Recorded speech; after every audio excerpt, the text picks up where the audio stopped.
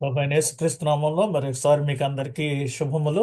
మరి సాయంత్రం సమయాన్న ఈ జూమ్ మీటింగ్ ద్వారా మనమందరం ఈ విధంగా దేవుని సన్నిధిలో కొంతసేపు గడుపుటకు దేవుడు మనకందరికీ అనుగ్రహించిన ఈ యొక్క ధన్యాన్ని బట్టి, ఈ యొక్క అవకాశాన్ని బట్టి మీకు దేవునికి వందనములు, స్తోత్రములు.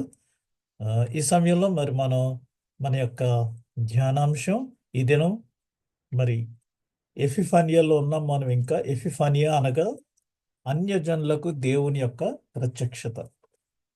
ఈ సంవత్సరం లెంటు మరి ఆ, మార్చ్ ఫస్ట్ వీక్లో వచ్చింది కాబట్టి ఎఫిఫానియా ఆదివారాలు ఎక్కువ అవుతుంటాయి అన్నమాట. అదే ఫిబ్రవరిలో వస్తే ఎఫిఫానియా ఒక్క ఆదివారం లేక 2 వారాలతోటి క్లోజ్ అయిపోతుంది. మరి మార్చిలో వచ్చింది కాబట్టి ఈ మధ్యలో గ్యాప్ అంతటిని ఎఫిఫానియా అని అంటారు.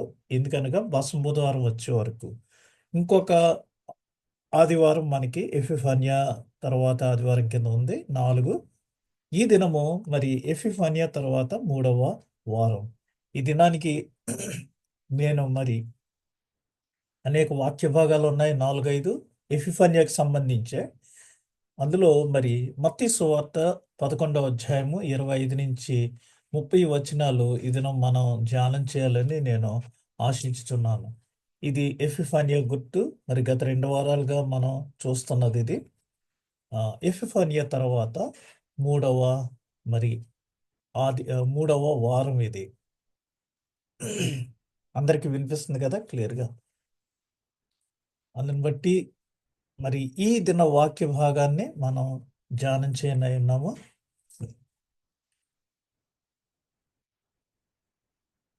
ఆ, ఈ దిన వాక్య భాగం వచ్చి అయ్యగారు కొంచెం సౌండ్ పెంచండి, కొంచెం సౌండ్ పెంచండి అయ్యగారు. Okay okay right.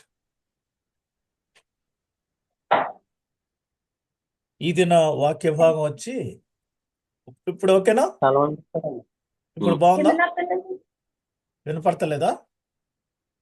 కొంచెం సౌండ్ అండి. ఇప్పుడు చూడండి. ఓకే అండి, పర్వాలేదులే. ఇప్పుడు బాగుందా? ఇక్కడ పెట్టానమ్మా, ఇదిగో. ఓకే. ఇయర్ ఫోన్స్ పెట్టుకుంటే రావట్లేదు అందుకు. ఇదిగో చూడండి ఇప్పుడు. అలాగే ఉంది కదమ్మా. ఇప్పుడు బాగుందా? కొంచెం రిపీట్ చేయండి, కొంచెం చేయండి. చూడండి. అలాగే ఉందండి, నార్మల్గా ఉంది. ఇంత ముందులా లేదండి, ఇంతకుముందు సౌండ్ ఎక్కువ ఉంది, ఇప్పుడు సౌండ్ లేదండి. ఎలా ఏంటో. ఒక్క నిమిషం.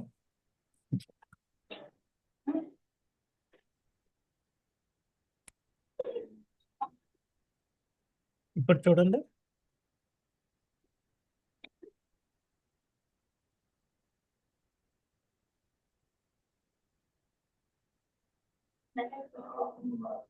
ఇప్పుడు ఓకేనా సౌండ్? ఇప్పుడు ఓకేనా సౌండ్? అలా ఉందండి, అలాగే ఉంది సేమ్. ఓకే. అలాగే ఏమైందో మరి ఇవాళ.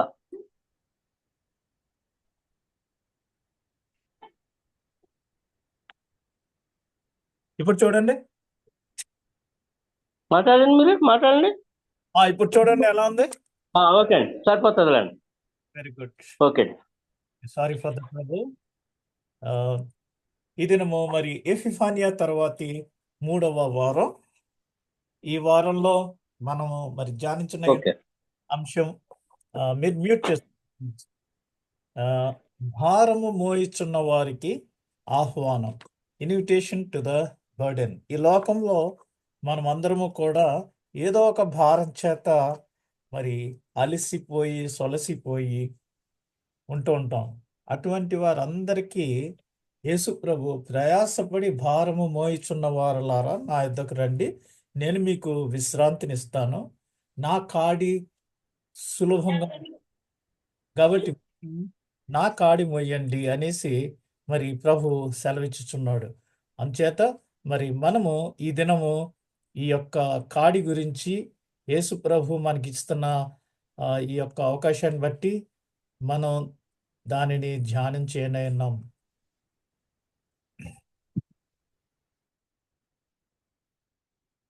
ఇది నా వాక్య భాగంలో మరి ముఖ్యంగా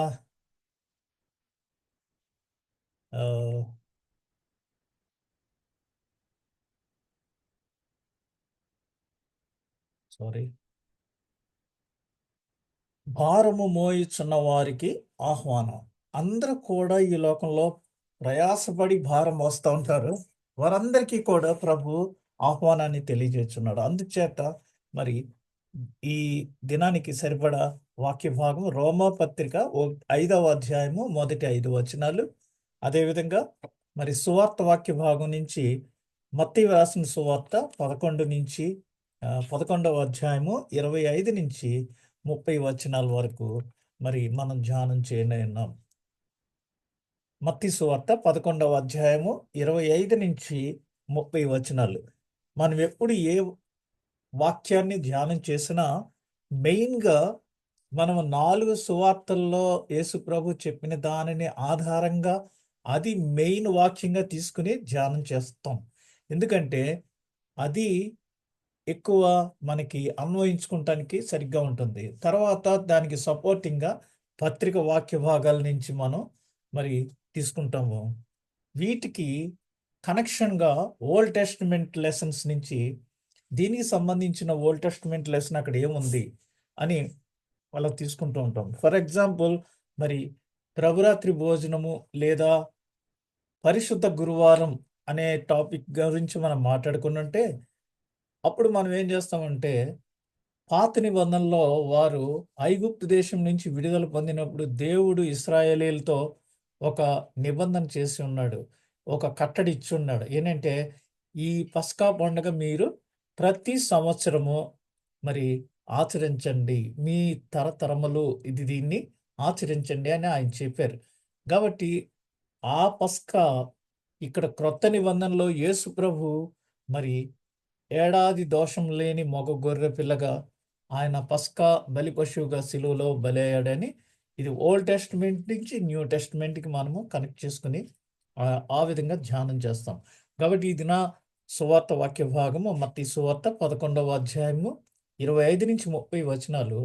ఆ సమయమున యేసు చెప్పినది ఏమనగా, తండ్రి, ఆకాశమునకును భూమికిని ప్రభువా, నీవు జ్ఞానులకును వివేకులకును ఈ సంగతులను మరుగు చేసి పసిబాలురకు బయలుపరిచినావని నిన్ను స్తుతించుచున్నాను.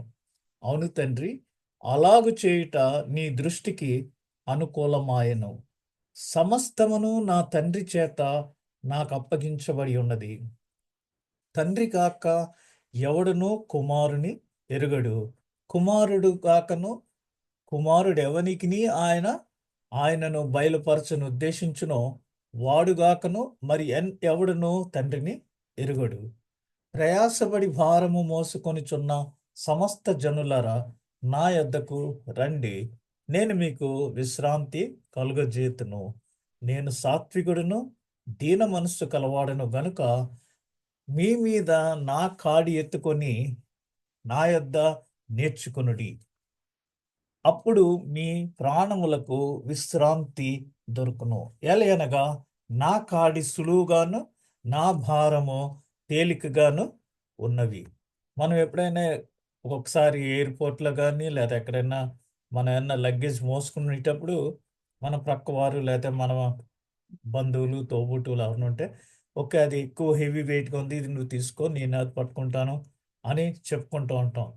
మరి యేసు ప్రభు మనకి ఏం చెప్తున్నారంటే, ఏలయనగా నా కాడి సులువుగాను నా భారము తేలికగాను ఉన్నవి.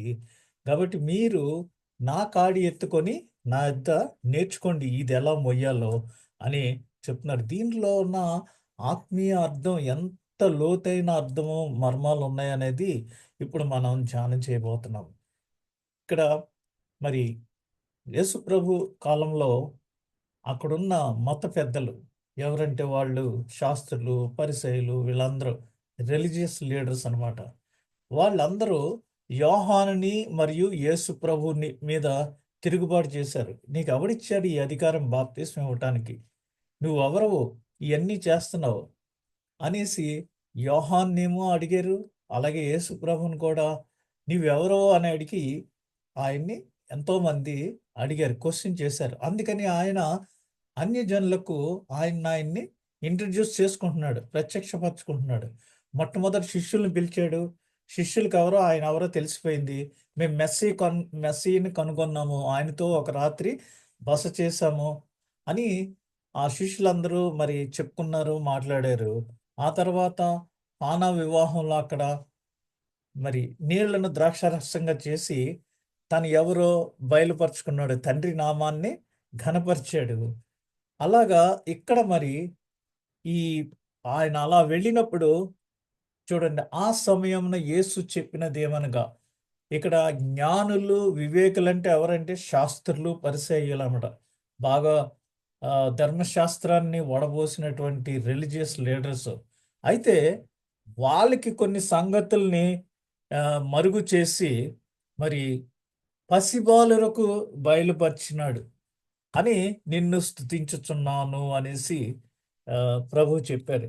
ఇక్కడ మనం చూచినట్లయితే ఈ నాయకులన్న వారికి ఉన్న జ్ఞానము మరియు ఆధ్యాత్మికతను బట్టి వాళ్ళు గర్వించేవారు. ఎందుకంటే ఇక్కడ మరి మనకి కువైట్‌లో అయితే ఆనా కువైటీ అని ఒక రకమైన ఎగో, గర్వం ఎలా చూపిస్తారో ఆళ్ళు ఆ దేశంలో మరి న్యా శాస్త్రులు, పరిసయ్యులు వీరు మేము మాకు మత గ్రంథాలన్నీ తెలుసు, ధర్మశాస్త్రం తెలుసు, మేము ఇవన్నీ చదువుతున్నాము, నిష్టగా ఇవన్నీ చేస్తున్నామని ఒక గర్వం వారిలో, ఆధ్యాత్మికతను బట్టి వారికి ఒక గర్వం చాలా ఎక్కువగా ఉండేది. ఎందుకంటే మాకు ఇవన్నీ తెలుసు, జ్ఞానవంతులము.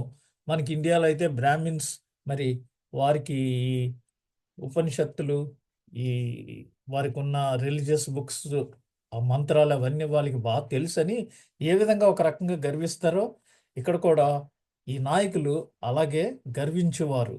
అయితే వినయము మరియు నిజాయితీ ఉన్న చిన్న పిల్లలుగా వారు ఎప్పుడు మారరు. ఈ రోజుల్లో మనం చూస్తే ఎవరినైనా సరే, చిన్న పిల్లల దగ్గర నుంచి పెద్దవారి వరకు, నువ్వు ఇది రాంగ్ చేసావు, ఇలా చేయకూడదంటే, ఇలా చేస్తే తప్పేంటి అని సమర్థించుకుంటారు గానీ, okay, wrong, this is wrong, okay, I will take care అనే ఆన్సరు ఎక్కడా కూడా రావట్లేదు.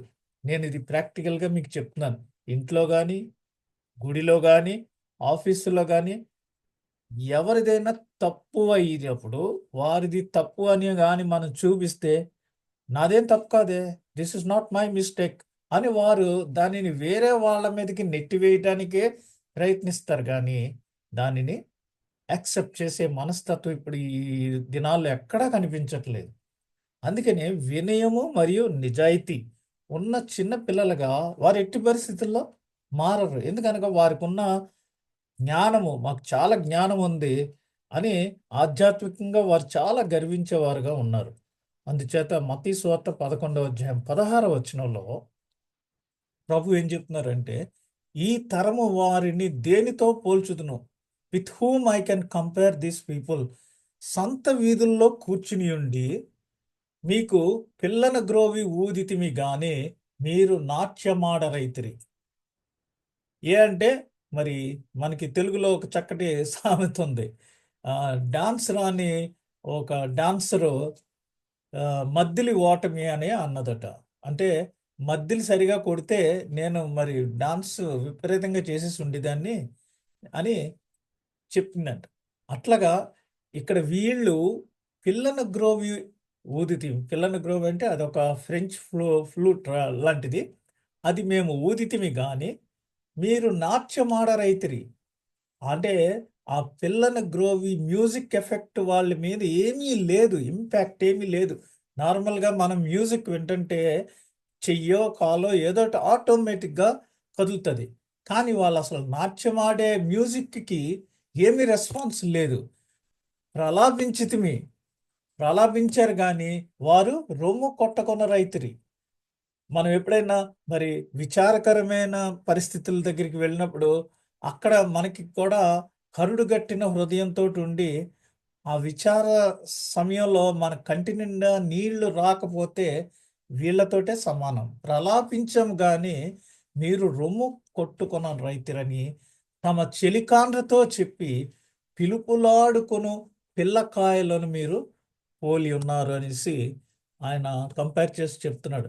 చెలికాండ్రతో ఒకరినొకరు పిలుచుకుని మరి పిల్లకాయలు మాట్లాడుకుంటారు చూసారా, ఆ టైప్లో ఉన్నారు. కానీ you you don't have any feelings, you don't have any impact for sounds or anything అనేసి ఇక్కడ మరి ప్రభు వారి గురించి కామెంట్ చేస్తూ, యోహాను తినకయు త్రాగకయు వచ్చెను గనుక వీడు దయ్యము పట్టిన వాడని వారు అనుచున్నారు.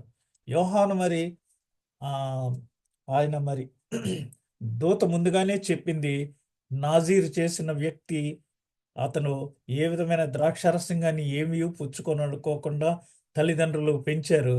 ఆ తర్వాత అడవిలో మరి మిడతల్ని, అడవి తేనె తిని ఆయన మరి అందరికీ బాప్తిస్మం ఇవ్వటానికి మరి నా వెనుక వచ్చు సారీ నా వెనుక వచ్చాడు గొప్పవాడు, ఆయన చెప్పులు కూడా ముట్టుకోవటానికి నేను పాత్రుని కాదు. మీరు మీ పాపం నిమిత్తమై మారు మనసు పొంది వచ్చి బాప్తిస్మం తీసుకొనుడి అని అనేక మందిని పిలిచి బాప్తిస్మం ఇచ్చాడు. ఆయన బాప్తిస్మం ఇచ్చినప్పుడు యేసు ప్రభు కూడా వచ్చి అక్కడ బాప్తిస్మం తీసుకుంటాం గత ముందటి వారం మీరు మరి వీడియో క్లిప్ కూడా చూశారు.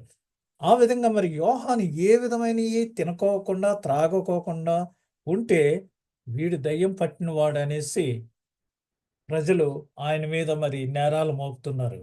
అలాగే మనుష్య కుమారుడు యేసు ప్రభు అందరితోనూ కలిసి అందరితో పాటు భోజనం చేయొచ్చు ఉన్నందుకు, వీడు మనుష్య కుమారుడు తినుచును త్రాగుచును వచ్చెను గనుక ఇదిగో వీడు తిండిబోతును మద్యపానీయు సుంకరులను పాపులను స్నేహితుడు అని వారు అనుచున్నారు. యేసు ప్రభు ఎవరి కోసం వచ్చాడు? ప్రజలందరి కొరకు.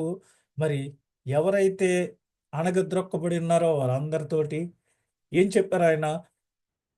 ఆరోగ్యవంతునికి డాక్టరు అక్కర్లేదు, మరి నేను అనారోగ్యంగా ఉన్నవారి కోసకు వచ్చాను అనేసి, పాపుల కొరకు నేను వచ్చాను, నశించిన దానిని వెదకి రక్షించడానికి నేను వచ్చాను అని ఆయన మరి అందరితో, పాపులతోనూ మరి అందరితోనూ కలిసి ఆయన భోజనం చేస్తుంటే, ఇతను తిండిబోతు, మద్యపాని, సుంకరులను పాపులను స్నేహితుడు అని వారు చెప్పుచూ ఉన్నారు. ఆ విధంగా అయినను జ్ఞానమని దాని క్రియలను బట్టి తీర్పు పొందుననెను. మనకి భారతదేశంలో అయితే మన హిందీలో ఏమంటామంటే సత్యమేవ జయతే, అనగా ఎప్పటికైనా సత్యం లేదా జ్ఞానంలానే మరి వర్ధిల్లుతుంది. ఎంతమంది ఎన్ని అడ్డుకున్నా మెరిట్లనే ఉంటుంది. చాలామంది చాలా చోట్ల మరి కొన్ని regional feelings, caste feelings, religious ఫీలింగ్లతోటి నొక్కేస్తూ ఉంటారు. అయినా వాళ్ళని ఎవ్వరు కంట్రోల్ చేయలేరు. చివరికి వాళ్ళ యొక్క జ్ఞానాన్ని బట్టి వారు వర్ధిల్లుతూ ఉంటారు. మరి జ్ఞానమని దాని క్రియలను బట్టి తీర్పు పొందుననెను. ఎన్ని ఆటంకాలు వచ్చినా సరే చివరికి విజయము వారిది. ఈ యొక్క ఉపమానంలో చెడిపోయిన పిల్లలకు మరియు వినయము గల పిల్లల ఆ ప్రశంసల మధ్య ఉన్న వ్యత్యాసము వివరించబడింది. ఎవరంటే చెడిపోయిన పిల్లలు, వినయము విధేయత కలిగిన ఆ పిల్లలకి మధ్య ఉన్న ఆ ప్రశంసలో ఉన్న వ్యత్యాసము ఇక్కడ వివరించబడింది. అవిధేయత గల పిల్లలంటే ఈ యూదులు గర్వంగా ఉన్నారు. మరి చిన్న పిల్లల గురించి చెప్పారు. ఈ ప్రశంసలు మనం విన్నాం. తండ్రి తనను తాను కుమారునికి బయలుపరచును, మరియు కుమారుడు విశ్వాసముతో కుమారుని వద్దకు వచ్చుటకు ఇష్టపడు వారికి తనను మరియు తండ్రిని బయలుపరచును. తండ్రి ఏమో కుమారునికి బయలుపరుచుకుంటారు. మరి కుమారుడేమో ఎవరైతే ఆయన యొద్దకు విశ్వాసముతో వస్తారో, ఇష్టంతో వస్తారో, బలవంతంగా కాకుండా వారిని తనను మరియు తండ్రిని బయలుపరచును. తనను తాను బయలుపరుచుకుంటారు. అదేవిధంగా తండ్రిని కూడా మరి బయలుపరుస్తుంటారు. మరి ఈ ఆదేశాలన్నీ కూడా తండ్రి సార్వభౌమాధికారము మరియు పాపుల బాధ్యత. ఎందుకనగా తండ్రి అయిన దేవుడు తన కుమారునికి సార్వభౌమాధికారము, పరలోకమందును భూమి మీదను నాకు సర్వాధికారము ఇయ్యబడినని. ఆ అధికారమే మనకి ప్రభు ఆరోహణమైనప్పుడు మీకు నేను ఈ అధికారాన్ని ఇస్తున్నాను. I'm empowering you. గో ఈ and preach the gospel all over the world. ఒక్క కువైట్లోనే కాదు, లేకపోతే ఒక్క మీ గ్రామంలోనే కాదు, ఎక్కడికైనా వెళ్ళి మీరు సువార్త ప్రకటించవచ్చు అని చెప్తే, ఇప్పుడున్న మత గురువులు నువ్వు అక్కడికి వెళ్ళకూడదు, ఇక్కడికి వెళ్ళకూడదు, ఇక్కడ ప్రీచ్ చేయకూడదు, అక్కడ ప్రీచ్ చేయకూడదు అని చెప్తున్నారు. ప్రభువే మనకి సర్వాధికారం ఇస్తే ఇక్కడ వీళ్ళు మరి గీతలు గీసి మరి వ్యత్యాసాలు పెట్టుకుంటున్నారు. అందుచేత యేసు ప్రభు పాపుల బాధ్యతకి, ఈ సార్వభౌమాధికారానికి, ఈ రెండిటిని ఈ యొక్క ఆదేశాలు సూచించుచున్నవి. ఆ ఆదేశాలు ఏంటని ఇప్పుడు మనం గమనిద్దాము. ఈ 3 ఆదేశములు మరి ఈ ఆహ్వానాన్ని సంగ్రహించుచున్నవి. ఆహ్వానం ఏంటంటే, మరి ప్రయాసపడి భారము మోసుకొనుచున్న ఆ, వారలారా మీరు నా దగ్గరికి రండి, మీకు నేను విశ్రాంతి కలుగజేతును అని చెప్పారు. రండి, కమ్ టు మీ. ఎప్పుడు ఏం చెప్తున్నారంటే, యోహాను సువార్త 1వ అధ్యాయంలో వచ్చి చూడుడి, వచ్చి చూడుడి, కమ్ అండ్ సీ, రండి అని పరిసయ్యులందరూ ప్రజలు మోషే మరియు సాంప్రదాయములను అనుసరించేలా ప్రజలపై భారము మోపిరి. కానీ నిజమైన రక్షణ ఒక వ్యక్తి యేసుక్రీస్తులో మాత్రమే కనుగొనబడుచున్నది.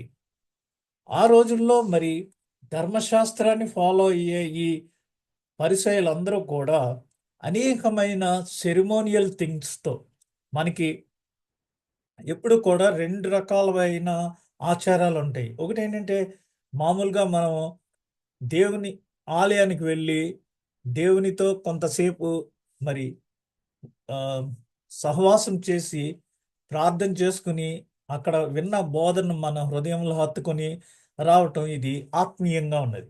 అయితే కొన్ని ఈ చర్చిలో మెంబర్షిప్ ఉందా, మీరు దశంభాగం వేస్తున్నారా, మీరు ఏం చేస్తున్నారు, ఇందులో ఉన్నారా, ఆ కమిటీలో ఉన్నారు, ఇవన్నీ డిఫరెంట్. అటువంటి లోడు పరిసయ్యులందరూ ప్రజలు మోషే మరియు సాంప్రదాయములను అనుసరించేలా, వారికి నువ్వు విశ్వాసంలో ఎంత ఆత్మీయంగా ముందుకున్నావు అనేది కావాల్సింది కాదు. నువ్వు సాంప్రదాయాలని రెగ్యులర్గా చర్చికి వెళ్తున్నావా, ఓ రోజు మానేస్తే ఎందుకు మానేస్తావు, నువ్వు పాపివి. నువ్వు లేటుగా వస్తున్నావు చర్చికి, క్రమశిక్షణ లేదు నీ. కానీ అది చెప్పేవాడి కన్నా వచ్చేవాళ్ళకి ఇంకా ఎక్కువ క్రమశిక్షణ ఉంది. కానీ అక్కడ వాళ్ళు జీతగాడు బోధించటానికి ఆలయంలో, ఈ వచ్చేవాళ్ళు దేవుని దగ్గరికి వస్తున్నారు.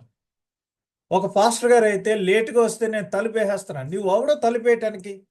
Who gave the authority to close the church door? అందరూ టైంకి రావాలి, టైంకి రావాలని చెప్తున్నారు, మంచిదే. మనం శత్రువుల కోసం ప్రార్థన చేయాలి, వారు మారు మనసు పొందేలా ప్రార్థన చేయాలి. అంతేగాని చర్చికి లేటుగా వస్తే డోర్ వేస్తానంటే, ప్రభువే అన్నీ ఏ సమయంలో అయినా ఒకసారి మరి ఉదయం వచ్చినోడికి 5 గంటల టైంలో ముందుగా ఒక అర్ధగంట ముందు వచ్చి పనిచేసిన వాళ్ళకి అందరికీ ఒకే రకంగా జీతం ఇచ్చారు. ఈ రోజుల్లో మరి రకరకాలైన సాంప్రదాయాల్ని తోటి మనుష్యుల్ని ఆకట్టుకుని వాళ్ళని మరి నిజమైన రక్షణ ఏంటో యేసు ప్రభు దగ్గర కనుగొనబడుచున్నది. అందుచేత ఆయన దగ్గరకు రావటం అనగా ఆయనను నమ్ముటయే. ఈ సాంప్రదాయాలతోటి మనకి సంబంధం లేదు. కేవలము ఆయన యందు విశ్వాసం ఉంచి వారందరూ నిత్యజీవం పొందుకునే అవకాశం ఆయన అనుగ్రహించి ఉన్నారు. కాబట్టి ఆయన దగ్గరికి రావటం, రండి అంటే ఆయన దగ్గరికి రావటం అనగా ఆయనను నమ్ముటియే. ఎవరైతే ఆయనను నమ్ముతారో వాళ్ళే ఆయన దగ్గరకు వస్తారు. ఆలసిపోయి మరియు భారముతో ఉన్న వారికి ఈ ఆహ్వానము తెరవబడుచున్నది. ఎవరైతే అలిసిపోయి భారంతో ఉన్నారో వారు మరి సంఘంలోనికి వచ్చి, సంఘంలో గురువు చెప్పినట్టుగా వారి భారాన్ని ప్రభువు మీద ఉంచినప్పుడు వారి భారం అంతా తేలికైపోయి మనశ్శాంతితో ఆలయంలో ఆరాధన అయిన తర్వాత వెళ్ళగలరు.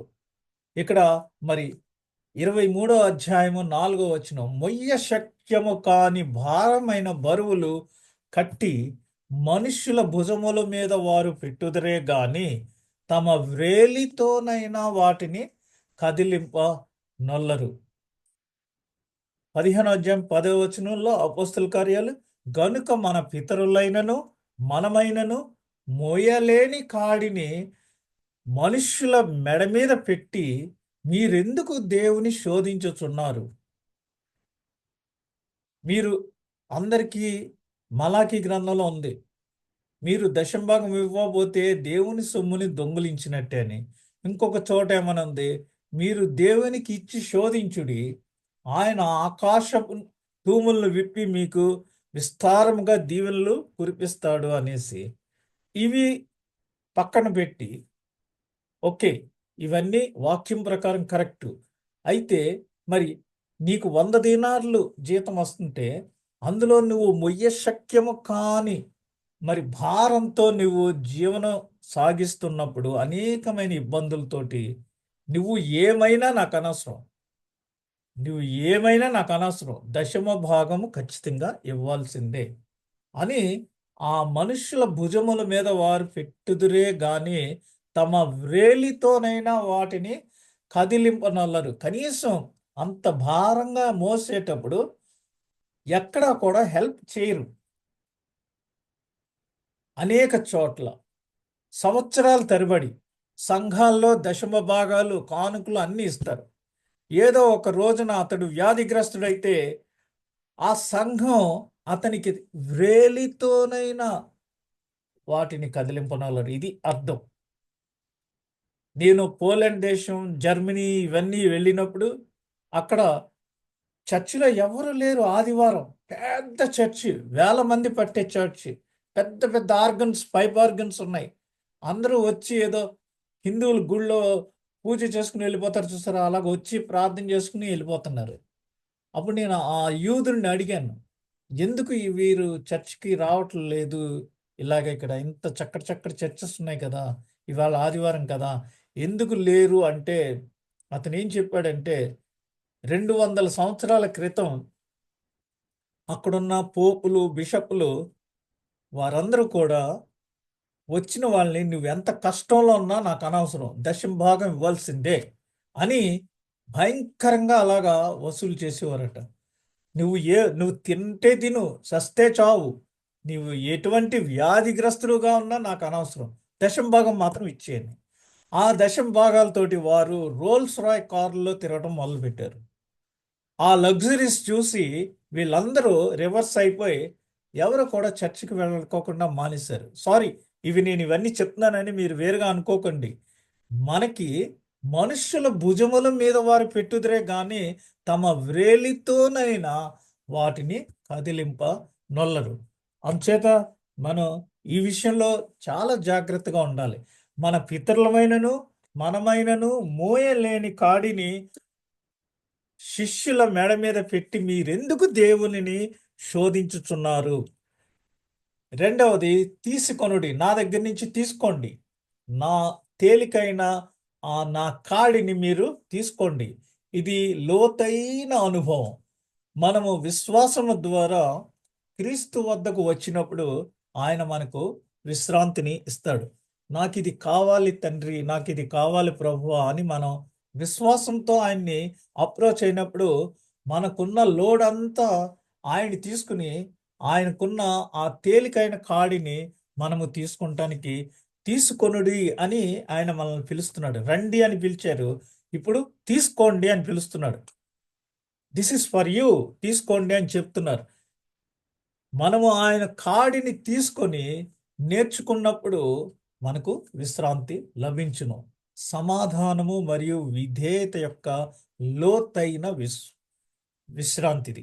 ఇందాక చెప్పాను కదా, అక్కడ చిన్నపిల్లలు మరి వారు చక్కగా వారి నోట ఇవన్నీ పలికించారు.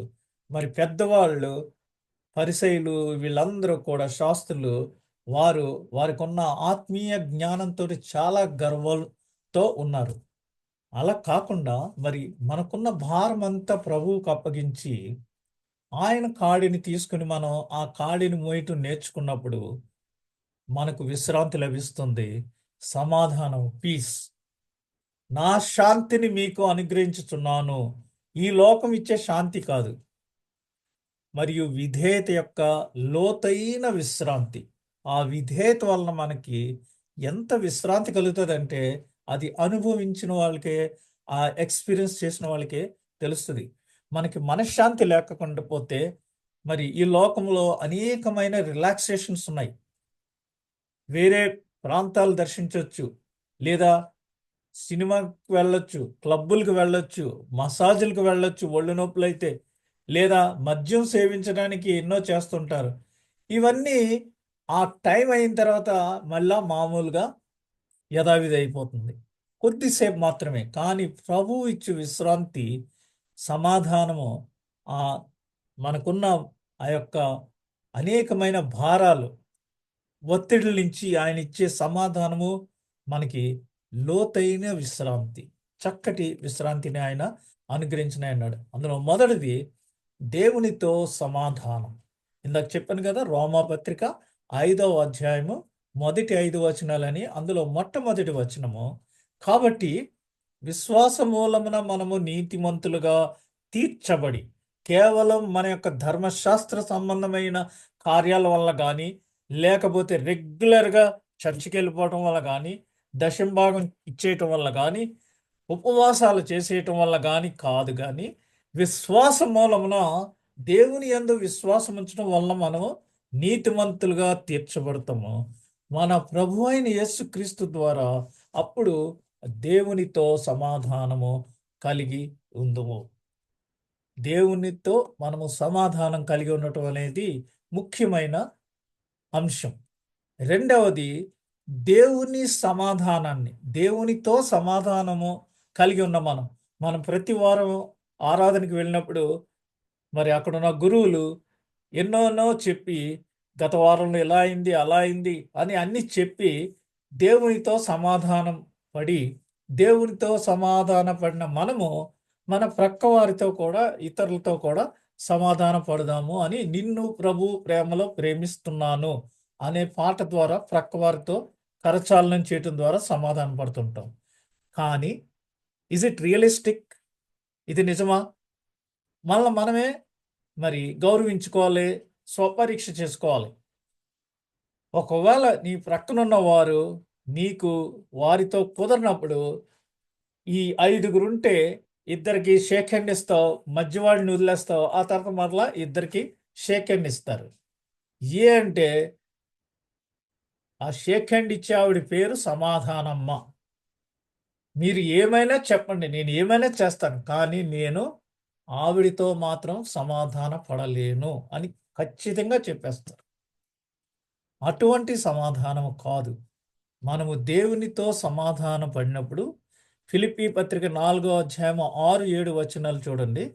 దేనిని గూర్చియో చింతపడకుడి గాని ప్రతి విషయములోను ప్రార్థన విజ్ఞాపనముల చేత కృతజ్ఞతాపూర్వకముగా మీ విన్నపములు దేవునికి తెలియచేయుడి. ఏ ప్రాబ్లం అయినా సరే జస్ట్ సబ్మిట్ టు గాడ్. ఎలాగా అంటే ప్రార్థన ద్వారా. మనం ఎక్కడైనా ఆఫీస్కి వెళ్ళి అక్కడ జాబ్ కావాలనుకున్నప్పుడు, ఏది నీ CV అంటారు, లేదా ఒక లెటర్ రాయి, దాని మీద నేను ఓకే అప్రూవ్ అని రాస్తాను అంటారు. కాబట్టి దేవునికి మనము అర్జీ పెడతామే ఈ ప్రార్థన. ప్రార్థన ద్వారా దేవునికి మనము సబ్మిట్ చేస్తున్నాం మన రిక్వెస్ట్ని. అప్పుడు మనం దేవునికి కృతజ్ఞతాపూర్వకంగా, ప్రభువా ఇది నువ్వు నాకు చేస్తే నేను నీకు ఎంతో మరి కృతజ్ఞ అయి ఉంటాను అని చెప్పినప్పుడు, మన విన్నపములు దేవునికి తెలియజేసినప్పుడు, దేవుడు ఏం చేస్తాడంటే, అప్పుడు సమస్త జ్ఞానమునకు మించిన దేవుని సమాధానం. ఇందాక నేను చెప్పాను కదా, ఈ లోకంలో సమాధానాన్ని కలిగి ఉండటానికి అనేకమైనవి ఉన్నాయి. వాటన్నిటికంటే మించిన దేవుని సమాధానము, దేవుని సమాధానం ఎవరి వలన? యేసుక్రీస్తు వలన మన హృదయములకును మన తలంపులకును కావలి ఉంటది.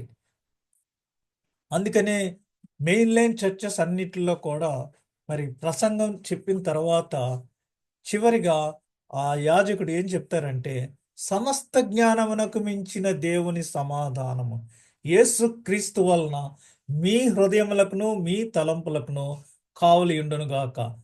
ఎందుకని చెప్తున్నారంటే మీ హృదయాలకిని మీ తలంపులకును అపవాది వచ్చి వెంటనే అక్కడ వేసిన ఆ విత్తనాన్ని పట్టుకెళ్ళిపోతాడు. లేకపోతే అందుచేత మనం ప్రభు ప్రార్థన చెప్పేటప్పుడు మమ్మును శోధనలోనికి తేక దుష్టుని నుండి తప్పించుము. ఇది లిటరల్గా మనము మరి విజువల్గా అర్థం చేసుకుంటే ఎలా ఉంటుందంటే, మనం ఉన్న చోట మన చుట్టూ ఒక పంజరం లాంటిది ఉంటుంది. ఆ పంజరంలో మనం ఉంటాం. ఆ పంజరం ఏంటంటే దేవుని యొక్క సమాధానము లేదా దేవుడి యొక్క కావలి, పరిశుద్ధ దూతల యొక్క కాపలి. వాళ్ళు ఏం చేస్తారంటే మనము ఏ విధమైన శోధనలోనికి పడకోకుండా మనల్ని తప్పించటానికి, లేకపోతే వచ్చి ఆ ఆ చర్చికి వెళ్తున్నావు నువ్వు, అక్కడ ఏం పరిశుద్ధాత్మ లేదు, అక్కడ ఏమీ లేదు, ఆత్మీయత లేదు అని చెప్తా ఉంటారు. ఎవరది? సైతాను వారి ద్వారా. ఇక్కడికి వచ్చేయచ్చు కదా అంటారు. ఈ విధమైన మన విశ్వాసాన్ని తోలనాడేటట్టుగా చేసి మనల్ని తప్పు త్రోవకు నడిపించే సాతాను శక్తులు చాలా ఉన్నాయి. ఎవరో కాదు, మనుషుల ద్వారానే మరి మీడియేషన్. అటువంటి తలంపుల నుంచి, అటువంటి మాటల నుంచి మన హృదయాల్ని కావలిగా ఉంచుతారు. అటువంటి సమాధానం దేవుడు మనకి అనుగ్రహించుతున్నాడు. కాబట్టి ఆ రోజున కాడి పట్టటం అంటే శిష్యుడిగా మారటం. యేసుప్రభు ఏం చెప్పారు? గో ఈ into the world and preach the gospel అని చెప్పారు.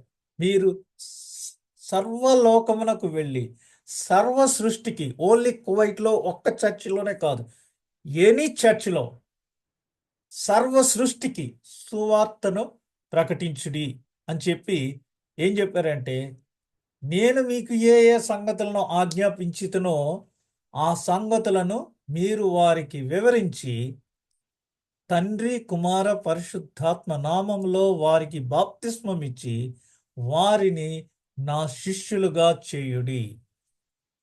ఓన్లీ ఆపరేషన్ చేసేస్తే సరిపోదు. ఎవడైనా హార్ట్ పేషెంట్ ఉంటే ఇమీడియట్గా ఓపెన్ హార్ట్ సర్జరీ చేస్తారు. Is out of danger. But ఆ తర్వాత వాడవలసిన మెడికేషన్, ఫుడ్, డైట్, మరి విశ్రాంతి, వ్యాయామం ఇవన్నీ కంటిన్యూ చేయాలి. అప్పుడే అది సక్సెస్ఫుల్గా మారుతుంది. కాబట్టి యేసుప్రభుని అంగీకరించారు, సువార్తని అంగీకరించారు.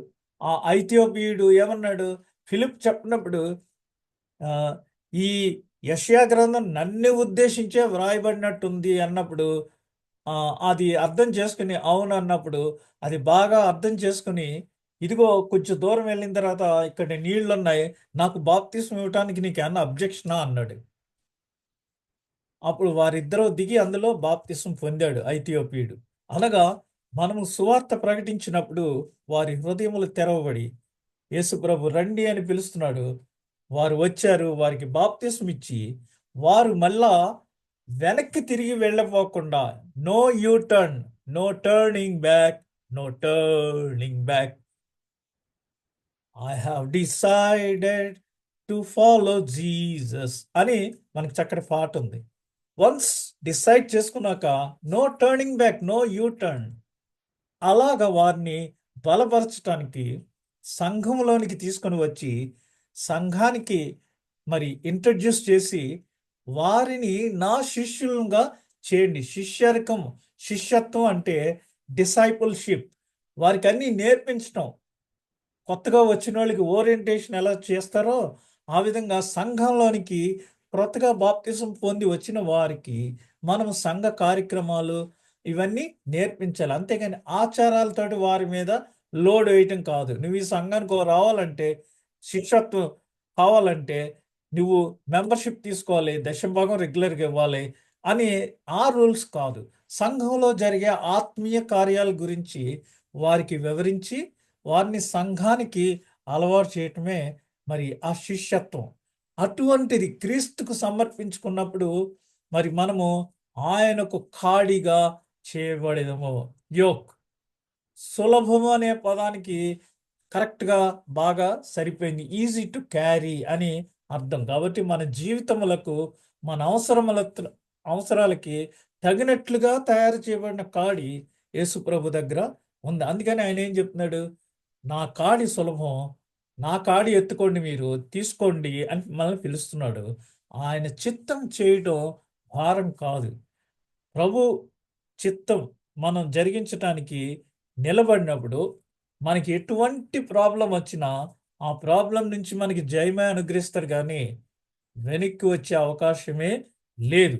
అయితే మరి యోహానుకు వ్రాసిన మొదటి పత్రిక 5వ అధ్యాయం 3వ వచనం ప్రకారం మరి మనము ఆయన ఆజ్ఞలను గైకొనుటయే దేవునిని ప్రేమించటం అంటే. నేను దేవుని ప్రేమిస్తాను, మా తల్లిదండ్రులు అంటే నాకు చాలా ప్రేమ, కానీ నేను కువైట్లో ఉండి వాళ్ళు ఏమవుతున్నారో నేను పట్టించుకోకపోతే మాకు ఫాయిదా. దేవుడు మనకి ఏం ఆజ్ఞ ఇచ్చాడు? నీవు ఈ భూమి మీద దీర్ఘాయుష్యవంతునగునట్లు నీ తల్లిని నీ తండ్రిని సన్మానించుము అంటే. మరి చాలామంది అమెరికా దేశాలు లేదా గల్ఫ్ ప్రాంతాలకి వెళ్ళిపోయిన తర్వాత తల్లిదండ్రులు ఉన్నారో ఏమయ్యారో అని పట్టించుకుంటలేదు. అటువంటి పరిస్థితుల్లో చాలామంది ఓల్డ్ ఏజ్ హోమ్లోకి వెళ్ళి మేము చనిపోయినా సరే మా పిల్లలకి ఇన్ఫార్మ్ చేయొద్దని చెప్తున్నారు. అంటే ఎంత కడుపు కోత చూడండి. కాబట్టి దేవుని బిడ్డలం, మనము దేవుని పిల్లలము. అటువంటిది మనము ఆయన ఆజ్ఞలను గైకొంటేనే ఆయన్ని ప్రేమించినట్టు అవుతాం, కానీ మేము నీ బిడ్డలమే కానీ నువ్వు చెప్పినట్టు చేయి మేమంటే అది కరెక్ట్ కాదు. ఆయన ఆజ్ఞలు భారమైనవి కావు. మూడవది నేర్చుకొనుము. Learn how to carry my yoke. మత్తయి సువార్త 10వ అధ్యాయము 5, 6 వచనాల్లో యేసు ప్రభు ఆ 12 మందిని పంపుచు వారిని చూచి వారికి ఆజ్ఞాపించినది ఏమందంటే, మీరు అన్యజనుల దారిలోనికి వెళ్ళకుడి, సమరయుల ఏ పట్టణంలోనైనా ప్రవేశింపకుడి గాని ఇశ్రాయేలు వంశములోని నశించిన గొర్రెల యొద్దకే వెళ్ళుడి. ఈ రోజుల్లో చాలామంది మరి సువార్త చెప్తామనేసి ఒక డప్పు, బైబిల్ ఇవన్నీ సంచి అన్నీ వేసుకుని మరి బ్రాహ్మణ వీధుల్లోకో లేకపోతే హిందువులు ఎక్కువగా ఉండే ప్లేసెస్కి వెళ్తే ఏమవుతుంది? ఖచ్చితంగా చుక్క ఎదురవుతుంది. ఇక్కడ యేసుప్రభు ఏం చెప్పాడు? మీరు అన్యజనుల దారిలోనికి వెళ్ళకుడి, ఇశ్రాయేలు వంశములోని నశించిన గొర్రెల యొద్దకే వెళ్ళుడి. సువార్త చెప్పాలన్నా లేకపోతే ఆత్మలను రక్షించాలన్నా క్రైస్తవులమని చెప్పుకునే వారిలోనే చాలామంది ఉన్నారు. ముందు వాళ్ళందరినీ సరిచేయండి. వాళ్ళు సరిచేసిన తర్వాత వారు క్రమశిక్షణలోకి వచ్చిన తర్వాత అప్పుడు మిగిలిన వారి దగ్గరికి వెళ్ళొచ్చు. వారి దగ్గరికి వెళ్ళే విధానం వేరు. యేసుప్రభు సమరయ స్త్రీని ఎప్పుడు కలుసుకున్నారు? ఆమె ఒంటరిగా నీళ్లు చేదుకోవటానికి వచ్చినప్పుడు మధ్యాహ్నం 12 గంటల ప్రాంతంలో అప్పుడు ఆయన ఆమెతో సంభాషించాడు. అంతేగాని పట్టణ వీధిలో నడి మధ్య అందరి జనుల మధ్య ఆమెతో మాట్లాడితే ఆమె అసలు పలకదు. దీన్నే మరి పర్సనల్ ఎవాంజలిజం అంటారు. మనం ఒక్కొక్కరినితో మాట్లాడేటప్పుడు వారిని ప్రభావితం చేయడం చాలా ఈజీ. అంతేగాని వాళ్ళు ఎక్కువ మంది ఉండే ప్రాంతంలోనికి అన్యజనుల దారిలోకి వెళ్ళకుడి, సమరయులు ఏ పట్టణంలోనైనా ప్రవేశించుకుడి. అయితే మనుష్యులందరికీ క్రీస్తు నమోదు చేసిన మొట్టమొదటి సాధారణ ఆహ్వానం. ఆ ఆహ్వానం ఏంటంటే చివర దానిని సరిపోల్చుకుందాము. ప్రకటన గ్రంథంలో ఆత్మయు పెండ్లి కుమార్తెయు రమ్ము అని చెప్పుచున్నారు. వినువాడును రమ్ము అని చెప్పవలను. ఎవరైతే వింటున్నారో వాళ్ళు కూడా ఇంకొకరికి రమ్ము అని చెప్పాలి. దప్పికొనిన వానిని రానిమ్ము, ఇచ్చయించు వానిని జీవజలమును ఉచితంగా పుచ్చుకొనుము అని మరి ఇక్కడ ప్రకటన గ్రంథంలో, ఇక్కడ మత్తయి రాసిన సువార్తలోను ప్రకటన గ్రంథం ఇందాక చెప్పాను కదా, నేను పత్రికలకి మరి సువార్తలకి పాత నిబంధన వాక్యాలకి ఉన్న సమన్వయం అయితే అనమాట. నశించిన గొర్రెల యుద్ధకే వెళ్ళడి, వినువాడును రమ్ము అని చెప్పలేను. ఇక్కడ మనం మరి ఒక చక్కటి పాట ఉంది, ఈ పాట విందాము.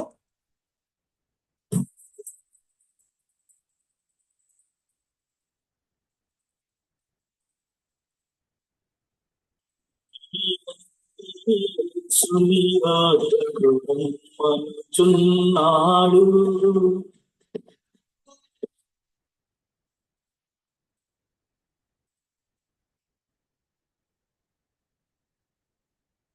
ప్రయాసపడి భారము మోయువారలు ప్రభుని చెంతకు పరుగిడి వేగమే.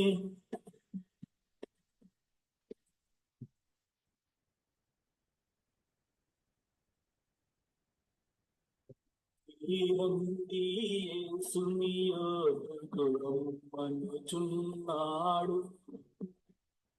యేసుని పిలుపు వినియు ఇంకా యోచింపారేలా. యేసుని పిలుపు వినియు ఇంకా యోచింపారేలా.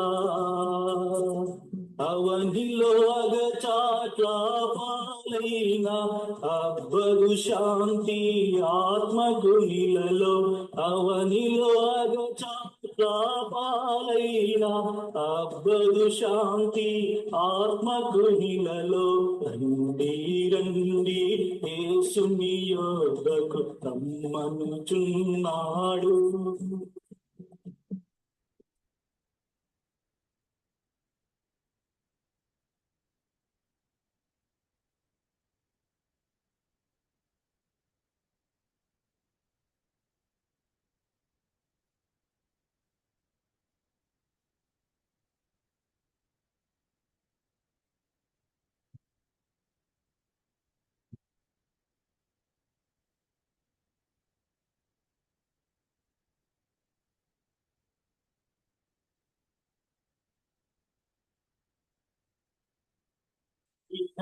యేసుని యొద్దకు రమ్మనుచున్నాడు. ప్రభు యేసు నీ కొరకై తనదు ప్రాణమునిచ్చెగదా. ప్రభు యేసు నీ కొరకై తనదు ప్రాణమునిచ్చెగదా. సిలువను రక్తము చిందించియును బలియాయనువా గనుడు మనకై. సిలువలో రక్తము చిందించియును బలియాయనువా గనుడు మనకై. రండి రండి మనకై సిలువలో రక్తము చిందించియుడు బలియాయనువా గనుడు మనకై. రండి రండి యేసుని యొద్దకు రమ్మనుచున్నాడు.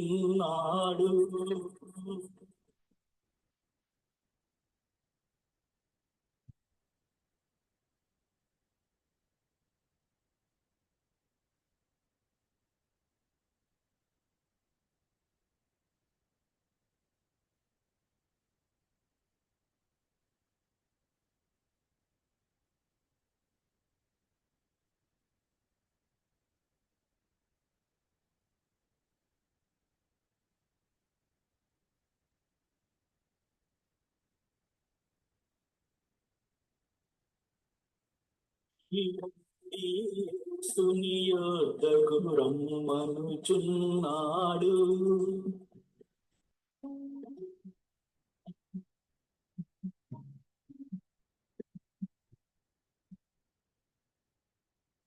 నేనే మార్గము నేనే సత్యము నేనే జీవమును.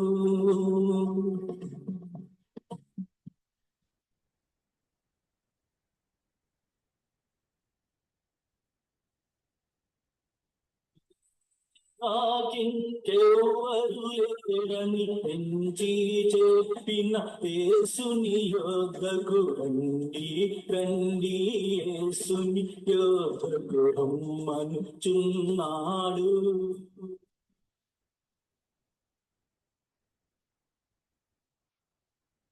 కాబట్టి మనం ఇంతవరకు మరి యేసు ప్రభు రండి రండి యేసుని యొద్దకు రండి అని పిలుస్తున్న వివరాలన్నీ ధ్యానించి ఉన్నాము. ఇంకొక 5-10 నిమిషాల్లో మనం ముగించుకుందాము. మరి నా కాడిని నీ పైకి తీసుకొనుము, టేక్ మై యోక్ అని విశ్వాసుల కోసం ప్రభు చెప్తున్నాడు. మరి క్రీస్తు కాడిని మనం తీసుకుంటాం అంటే, నా కాడిని తీసుకోండి, అది చాలా సులభంగా మీరు మోయొచ్చు అని చెప్తున్నారు. రోజు సిలువను ఎత్తుకొనుము. ఎవరన్నా యేసు ప్రభువుని అంగీకరించినట్లయితే ప్రతి దినము మరి వారి సిలువను ఎత్తుకొని వారు ఆయనను వెంబడించాలి. మరి జీవితం గురించి ఆలోచించవద్దు. ఏమి తిందుమో ఏమి త్రాగుదుమో అని చింతించవద్దు. మత్తయి సువార్త 6వ అధ్యాయం 25వ వచనంలో ఉంది. ఇక్కడ నీ ప్రతివాదితో నీవు త్రోవలో ఉండగానే త్వరగా వానితో సమాధాన పడుము.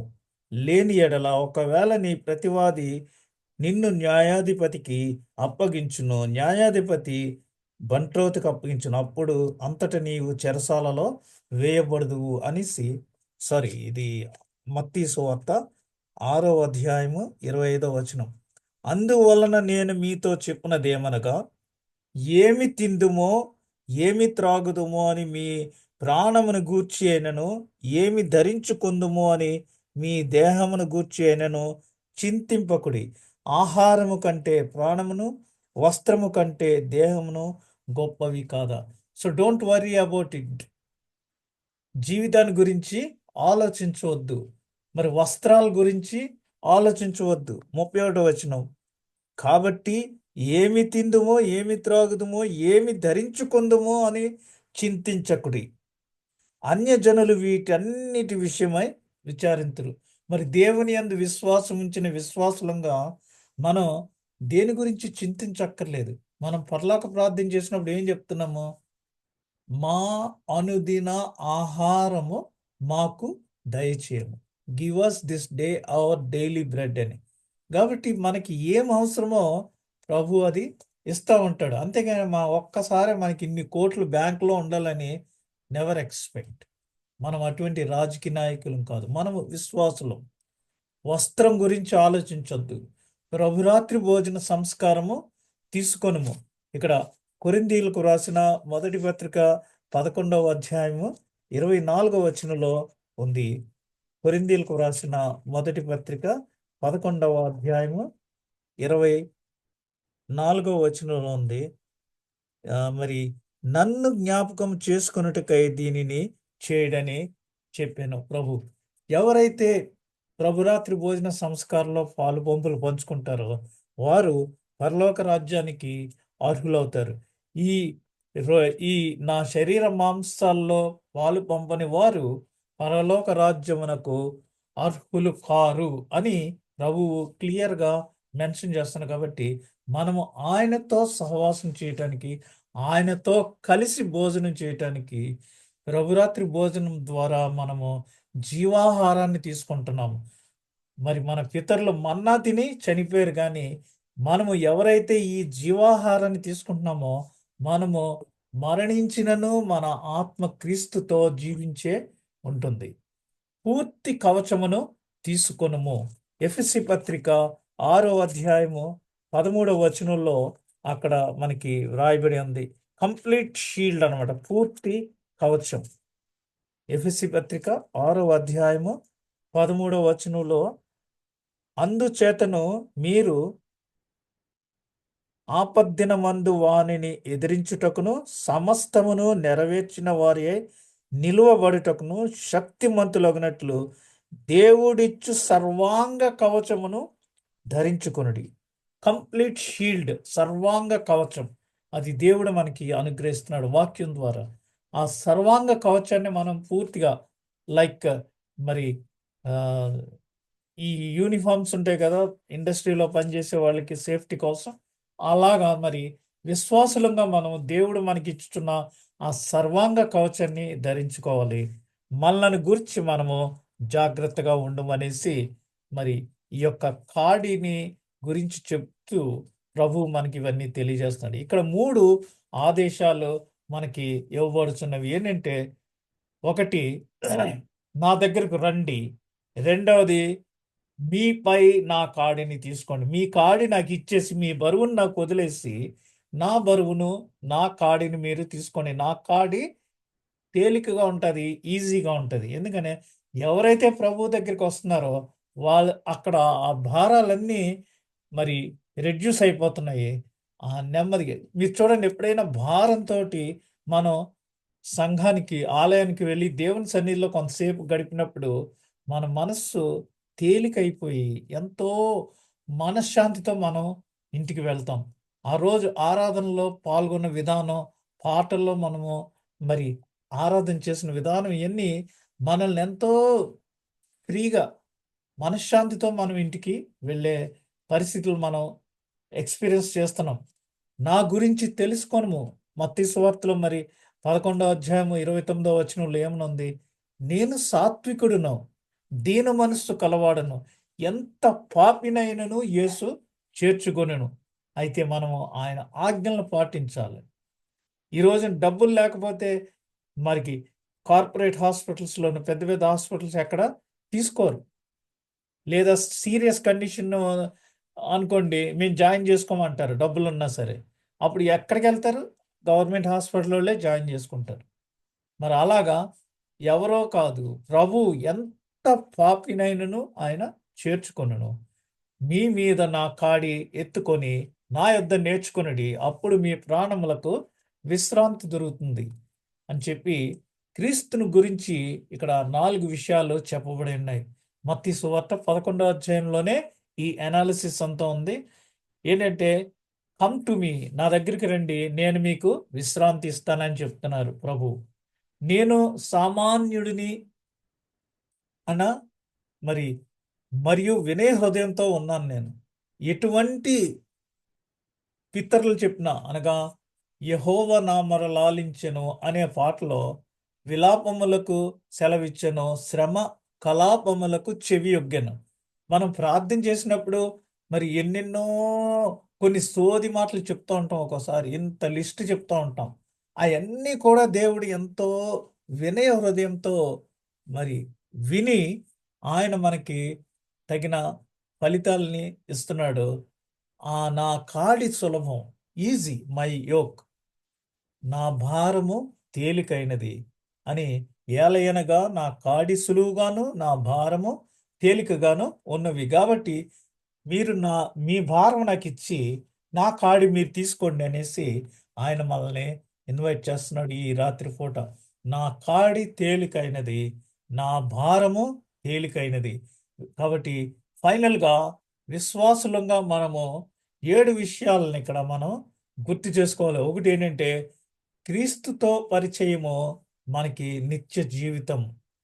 ఎప్పుడైతే మరి మనము ఆ సమాధానాన్ని పొందుకుంటామో, దేవుని యందు విశ్వాసం ఉంచుతామో, అప్పుడు మనకి నిత్య జీవితం, క్రీస్తుతో కూడా జీవించే అవకాశం మనకి జరుగుతుంది.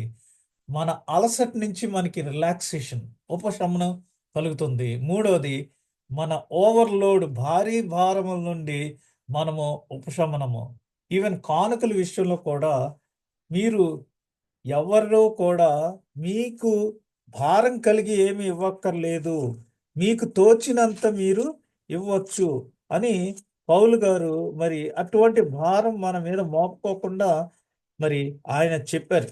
ఏంటంటే, ఎవరికి తోచినంత వారు, ఎక్కువ భారం కలిగి లేకుండా వారి ఇష్టాన్ని బట్టి ఇష్టముతో ఇవ్వండి అని కొరింథీయులకు వ్రాసిన 2వ పత్రిక 9వ అధ్యాయము 7వ వచనంలో ఏమని చెప్పబడిందంటే, సణుగు కొనకయు బలవంతముగా కాకయు ప్రతి వాడును తన హృదయములో నిశ్చయించుకొనిన ప్రకారము ఇయ్యవలెను గాని దేవుడు ఉత్సాహంగా ఇచ్చువానిని ప్రేమింపుచ్చును. నువ్వు దేవునితో, ప్రభువా నేను ఇది నాకు చాలా భారంగా ఉంది, నా భారాన్ని నీకు ఇచ్చేస్తున్నాను, నేను ఇంత ఇవ్వగలను అని నువ్వు ఎంత కమిట్ అయితే, దేవునితో ఎంత నువ్వు ఇస్తానని ఒప్పుకుంటే, అది ఇస్తే నువ్వు ఫుల్ఫిల్ చేసినట్టు. నువ్వు నీ శక్తికి మించి ఇచ్చేసి దేవుని దగ్గర ఆ భారాన్ని నువ్వు దించుకోలేవు అలా ఇవ్వటం బట్టి. అందుచేత ప్రయాసపడి భారము మోసుకొనిచున్న సమస్త జనులారా నా యొద్దకు రండి, నేను మీకు విశ్రాంతి కలుగజేయుదునని ప్రభు మనలందరినీ ఆహ్వానిస్తున్నాడు.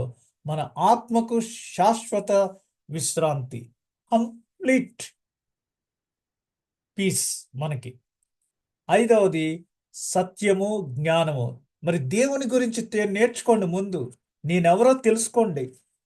ఆ, యోహాను రాసిన సువార్త 14వ అధ్యాయము 6వ వచనంలో ఏమని చెప్పబడిందంటే, మరి నేను మీ హృదయములను కలవరపడనీయకుడి. యేసు ఏం చెప్పారు? ఐఎమ్ ద వై, నేనే మార్గమును, నేనే సత్యమును, జీవమును, నా ద్వారానే తప్ప ఎవడును తండ్రి యొద్దకు రాడు.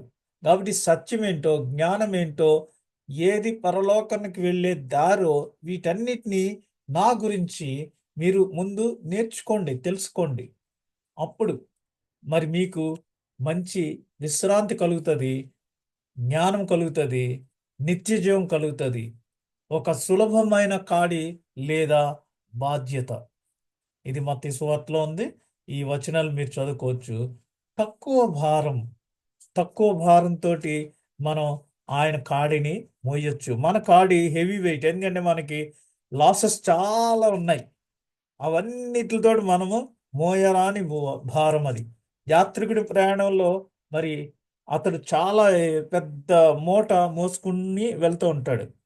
అందుకని కీర్తనల గ్రంథం 55వ అధ్యాయము 22వ వచనంలో చివరిగా ఏమని వ్రాయబడిందంటే, నీ భారము యెహోవా మీద మోపుము, ఆయనే నిన్ను ఆదుకొనును, నీతిమంతులను ఆయన ఎన్నడూ కదలనీయుడు. నీ భారము యెహోవా మీద మోపము. మనకి ఎప్పుడైనా ప్రాబ్లం వచ్చి కష్టం వస్తే మనము దేవుని మీద ఆధారపడాలి. అంతేగాని మనుషుల వాస్తాలకి, మనుషుల రికమెండేషన్స్కి మనం వెళ్ళనక్కర్లేదు. ప్రభువా, నాకు ఈ ప్రాబ్లం ఉంది, నా భారాన్ని నీకు అప్పగించుతున్నాను అన్నప్పుడు మన హృదయం తేలికైపోతుంది. మనం వెళ్ళే దారి మనకి సరళమవుతుంది. దేవుడు మనకు నిత్యము సహాయం చేయటానికి సిద్ధంగా ఉన్నాడు. కాబట్టి మనం ఆ విధంగా చేయటానికి ప్రయత్నిద్దాము. ఈ దినం మనకున్న భారం అంతా దేవునికి అప్పగించి మనము తేలిక హృదయంతో ఈ దినము ఈ జూమ్ మీటింగ్ నుంచి వెళ్ళుటకు మనం అందరం నిశ్చయించుకుందాం. దేవుడు ఈ కొద్ది మాటలను దీవించును గాక. ఆమెన్.